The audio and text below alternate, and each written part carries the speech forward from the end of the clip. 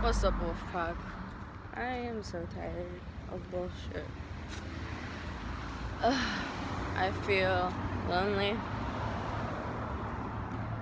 depressed, tired, exhausted, and I don't know what to do, so I'm just going on a walk. I was just watching At My Worst by Kehlani and Pink Sweats. And I remember I was listening to Honey by Kehlani and Honesty by Pink Sweats around 2018 before I met Martina. And Martina sent me this song. And for me, these songs are very sentimental. They mean so much to me. I just love music. And it's been so rough. So just to see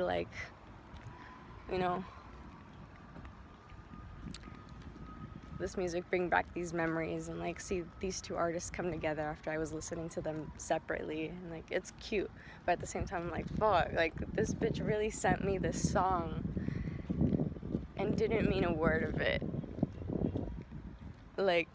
She didn't give a shit. She didn't love me at my worst, She never gave a fuck. I remember I was having a panic attack at 4 a.m. and this bitch had the audacity to say I was burdening her and that she needed to sleep and that she needed to take her little brother to school and that, you're draining my energy and you should know how to take care of yourself. All this bullshit. Just completely projecting at the fact that she cannot take care of herself. And I'm just crying because I'm why is this bitch saying this to me? I thought she said she loved me. I thought she said she was gonna be there for me. I thought that's what we're supposed to do as a couple. I thought that's what friends are supposed to do, be there for someone. And the audacity to say you're burdening me, you're bothering me.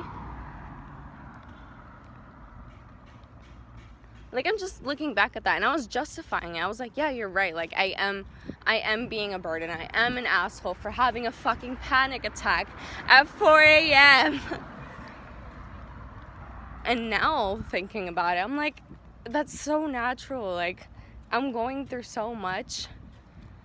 I was going through a lot then. Now I broke up with her, and, a kitten I found died. So it's just there's more shit on my plate.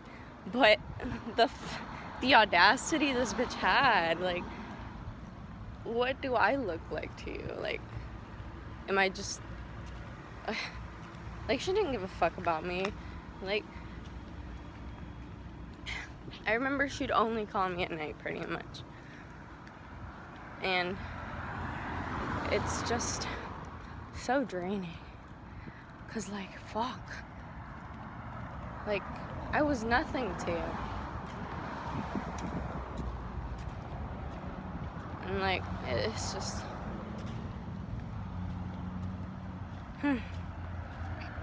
it's just rough to think about because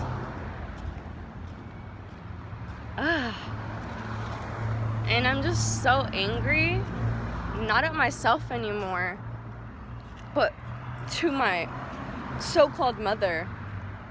Because she brought this bitch back into my life more than once when I obviously didn't want anything to do with her.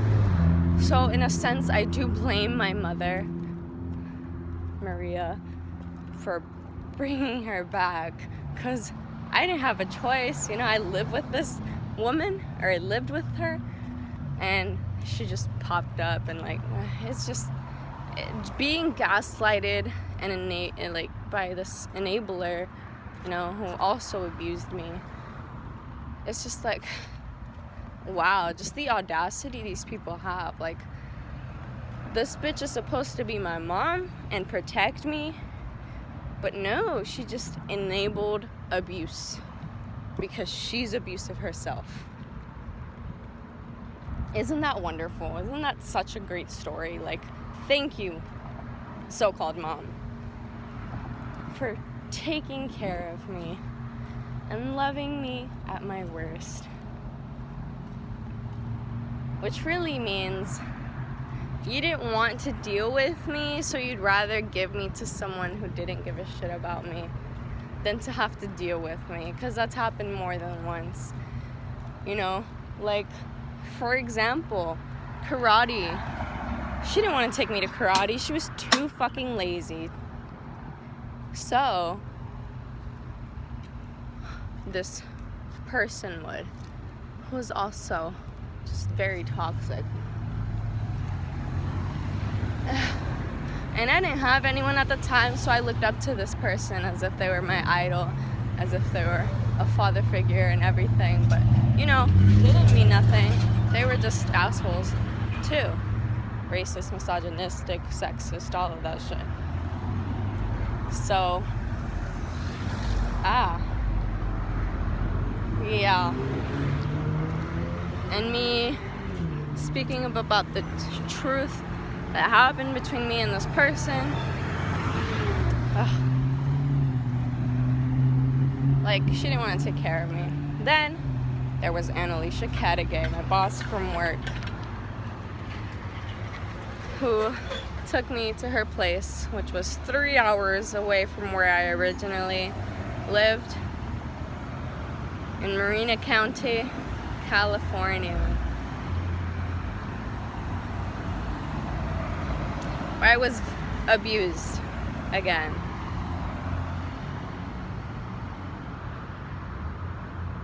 And I left because I had a panic attack after she raped me. And who was I with? The same karate person, Frank. And then back at square one with my shitty so-called family. And then we moved to Florida. I decided to cut my mom off, even though I still live with her. I just completely ignored her and just gave her shit for all the shit she did to me. She decides to take me to Peru so she can put me into a concentration camp that she calls a rehab center, so she doesn't have to deal with me again. And the dumbass we call my dad paid for all of that, of course, while she was out partying. And by she, I mean Maria, my so-called mother. So that's just quite the adventure, isn't it? I was locked up for 8 months. She did not visit me for my birthday. No gifts for my birthday. Still have nothing for my birthday. You know, I was supposed to celebrate my 15th, right? You know, have a quinceañera, like being the Mexican and whatever. Supposedly, whatever. And that didn't happen. That never happened. I couldn't even go visit my cousin, who I thought was my best friend at the time, because my dad was like, we want to protect you and this and that. And I was crying because I had already gotten ready, you know. I was like, I want to go. We're living in a fucking hotel because we got kicked out of our 1-bedroom apartment with 6 adults living there.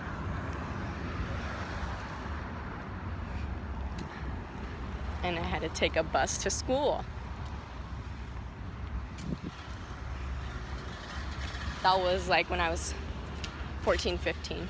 You know, I just turned 15. Wow. Anyway, fast forward. So I was just in Peru. I left the rehab center. Actually, first, let's go back to this. I escaped the rehab center. The concentration camp. I left. I dipped. And,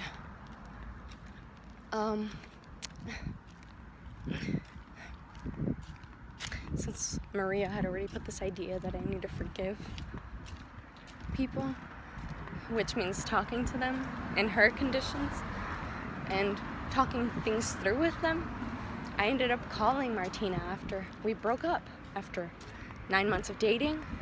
Okay, so I met Martina 2018, December. Probably December 20th. We broke up around August, I'm assuming.